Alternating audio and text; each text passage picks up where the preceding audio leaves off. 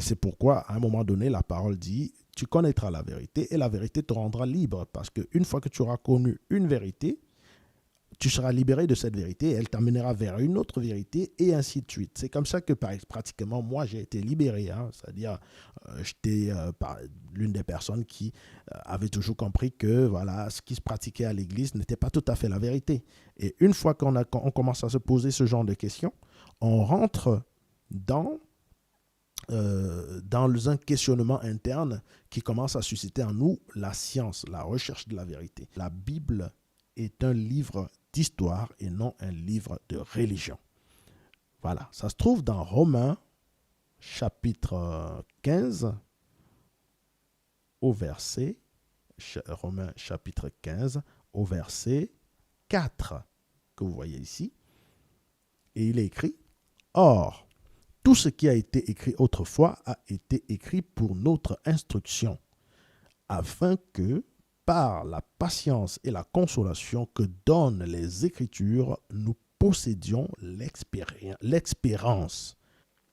Voilà donc, on vous dit que tout ce qui est écrit dans la Bible a été écrit autrefois. D'accord? Tout ce qui est écrit a été écrit autrefois, c'est-à-dire dans le passé, pour notre instruction, afin qu'en le lisant et en le relisant, chaque jour, chaque instant, partout, c'est ce qu'on appelle la patience et la consolation. Donc, c'est la parole même qui va nous consoler à ce moment-là. D'accord? Et nous allons avoir l'espoir parce que c'est la parole qui va nous garantir cet espoir, qui va nous dire, vous n'allez pas demeurer dans cette situation, vos parents ont fait des erreurs, vous allez rectifier, mais moi, la parole, je viendrai vous affranchir. Voilà, je viendrai personnellement vous affranchir. C'est un peu ça le résumé de la chose. Donc, vous lisez ici, or, tout ce qui a été écrit autrefois a été écrit pour notre instruction. Donc, quand nous lisons la Bible, là, ce n'est pas pour faire de la religion, c'est pour s'instruire. C'est pour notre instruction, comme vous pouvez le lire là. C'est pour notre instruction. Ce n'est pas pour dire 15 fois Joseph, 25 fois Marie, du n'importe quoi. D'accord? Ça, nous lisons pour notre instruction. Donc, si vous ouvrez la Bible parce que vous voulez en faire de la religion ou vous voulez déjà transformer votre chambre en église, machin, fermez la Bible. C'est pas, ça ne vous concerne pas. Tous ceux qui sont religieux n'ont pas à toucher la Bible. Il suffit de faire des tours de passe-passe, de gris-gris, d'invoquer tous les démons de la terre pour avoir le miracle. Et là, vous êtes un bon religieux. D'ailleurs, quand je le dis, vous vous dites, oh, mais il exagère. Non, je n'exagère pas. La Bible même dit que la religion, c'est pour les démons. La religion, c'est pour les démons. Et que tous les religieux sont les adeptes des démons. Et vous allez vous dire, ouais, non, mais c'est écrit où? Mais bien sûr, vous commencez à comprendre, vous commencez à vous poser les bonnes questions. Vous voyez, on n'est même pas à 2 minutes et vous commencez déjà à vous dire, ah ben attention, il dit des trucs, il raconte n'importe quoi, il faut qu'on voie. Donc alors la Bible elle-même dit que la religion, c'est pour les démoniaques. Donc toutes les personnes autour de vous que vous avez vu qui sont religieux, qui vont à l'église tous les dimanches, ils sont dans le culte de Satan. Voilà, je le dis sans trembler du menton puisque c'est dans la Bible. La seule façon pour me contredire ou bien pour me vaincre, si les gens pensent que je mens ou s'ils sont inspirés, ce serait de venir dans la Bible, prendre un passage comme ce que je vais vous montrer maintenant et dire, écoute, tu mens, la religion, c'est pas pour les démons. Parce que je vais vous montrer tout de suite que la religion, c'est pour les démons. Après avoir démontré que la Bible, c'est un livre d'histoire, j'ai envie de faire ça d'ailleurs bien. Je vais prendre ceci, qui est le Romains 15, verset 4. Ça se trouve dans la Bible Osterval. Comme vous avez remarqué dans ce site, on a plusieurs traductions bibliques. D'accord? Louis II, Seymour, 21, Martin, Darby et King James. Si on vient dans Louis II, vous voyez, on a à peu près la même définition. C'est-à-dire, or, tout ce qui a été écrit d'avance a été pour notre instruction, afin que par la patience et par la consolation que donnent les Écritures, nous possédions l'espérance. J'ai toujours tendance à dire l'expérience, non, c'est l'espérance, voilà. Quoique l'expérience se joint à l'espérance parce que nous allons voir qu'après que l'expérience est le moteur de notre existence. Donc, tout ça c'est écrit dans la Bible. Quand je vous le dis, ne paniquez pas parce que je vais vous donner succinctement toutes les références bibliques. Nous n'allons pas parler des bantous sans mettre au préalable les outils qui nous permettront de comprendre que là où nous allons dans le sens de la science telle que décrite par la Bible elle-même. Donc, ici, nous avons vu ceci. Je vais donc vous présenter un autre outil qui va nous permettre, quand on n'a pas assez de traduction ici pour avoir une meilleure compréhension, de pouvoir aller dans cet autre espace pour mieux comprendre. Cet espace s'appelle la référence biblique. Alors, c'est quoi la référence biblique? C'est un concentré de plusieurs versions de Bible que vous voyez, qui est beaucoup plus que dans la Bible EMCI. Et donc, vous voyez qu'il y a tellement de traductions ici, il y a tellement de traductions. Et à la fin, on a même une version souche, c'est-à-dire vous-même, si vous connaissez lire l'hébreu, vous pouvez lire ça directement ici, en hébreu, sans aucune traduction, version originale, voilà. Donc, nous, ce qu'on va faire, c'est de venir ici, rechercher encore le même Romain de tout à l'heure. Voilà, Romain, il est là. Et on va aller le chercher au chapitre 15 et bien sûr, au verset 4. Nous allons voir que c'est écrit exactement, par exemple, si je prends 2 21, ça va être comme ce que nous avons lu de l'autre côté. Or, tout ce qui a été écrit d'avance a été dans le passé, a été écrit d'avance. Pardon, excuse-moi.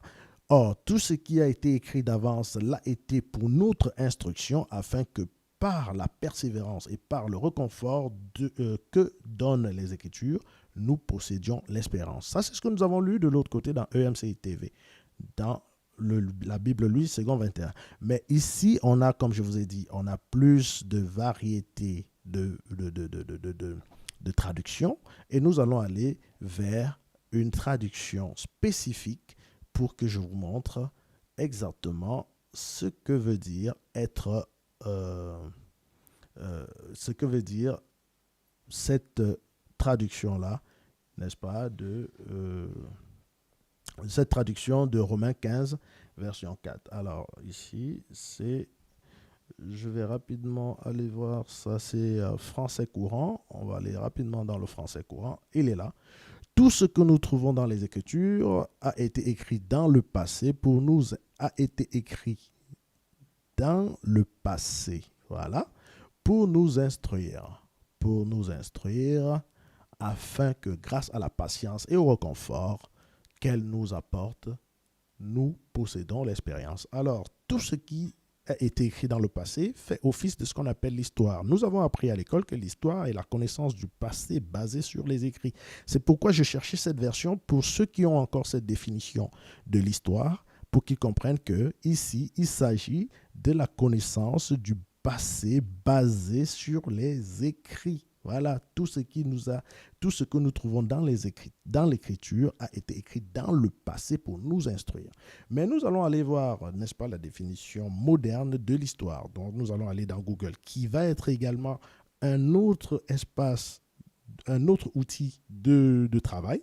Et ici, nous allons taper histoire parce que nous aurons besoin, n'est-ce pas, de rentrer aussi dans le monde moderne et comprendre ce qui se passe. Voilà. Donc, ici, histoire, connaissance et récit des événements du passé jugés dignes de mémoire, les faits ainsi relatés.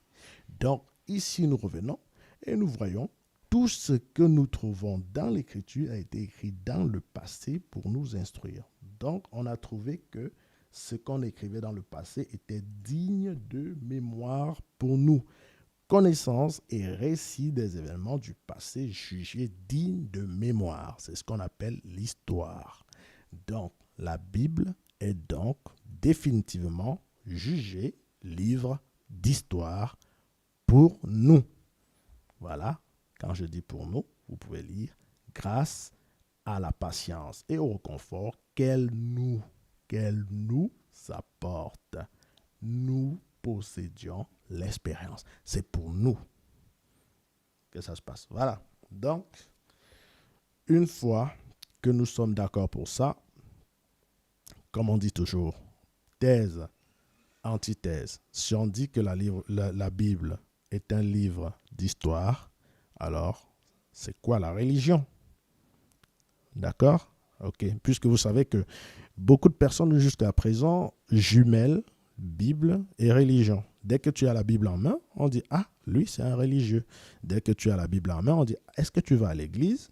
Donc les gens font automatiquement ce truc. Alors aujourd'hui, d'entrée de jeu, nous allons déconstruire cela parce que j'invite tous les Bantous à avoir leur Bible en main. Voilà. D'ailleurs, avec le numérique, vous n'en avez pas besoin. Vous pouvez ouvrir juste le site et puis vous avez votre Bible. Donc, mettez ce site en favori dans tous vos téléphones. Voilà. Donc, maintenant, on va déconstruire le fait que posséder une Bible veut dire être religieux. On va déconstruire tout ça. Et on va même d'ailleurs, à la limite, interdire les religieux de toucher encore la Bible pour leur sale besogne. Ils peuvent tout simplement aller voir les marabouts, je ne sais pas quoi, et invoquer le diable pour pouvoir faire leur miracle qu'ils ont l'habitude de faire. Ils n'ont pas besoin de la Bible pour ça. D'ailleurs, c'est très salissant et très dégradant pour ce livre qui est fait et qui est écrit à la mémoire de nos parents. Voilà. Donc, nous allons tout simplement aller voir. On va écrire ici, dans la partie EMCI, religieux. Voilà. Religieux, c'est quoi un religieux? C'est quoi un religieux? La Bible va nous dire c'est quoi un religieux. Voilà. On va cliquer religieux. On va trouver. Voilà. Ici, nous avons Acte 17, 22.